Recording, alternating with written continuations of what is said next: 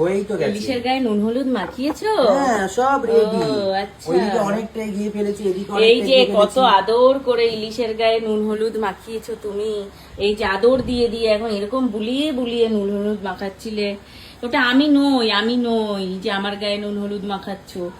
আরে এটা আমি যত্ন করে রান্না করছি, আজকে তোমার জন্মদিন না, যত্ন করে তোমার জন্য রান্না করছি।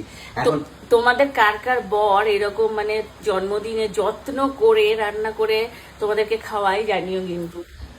চলো ইলিশ মাছ এখানে রেডি দেখি হয়ে কি গেছে। করো, চলো দেখি এটা কি ব্যবস্থা করবো এখন। এখন হচ্ছে ভাপা ইলিশ হবে। এই যে আর এখানে কি হয়েছে? এখানে ও ডালও তো হয়ে গেছে। ডাল কমপ্লিট। এটা কি? এই যে এখানে হচ্ছে সরষে আর পোস্ত পেস্ট করা আছে। পেস্ট করে রেখে দিয়েছো, পেস্ট করে ছেঁকে রেখেছো তাই তো?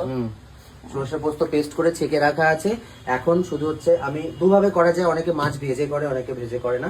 আমরা মাছ ভাজবো না, আমরা হচ্ছে শুধু সরষে পোস্তটার মধ্যে গোটা গোটা মাছ ডুবিয়ে দেবো। হ্যাঁ চলো।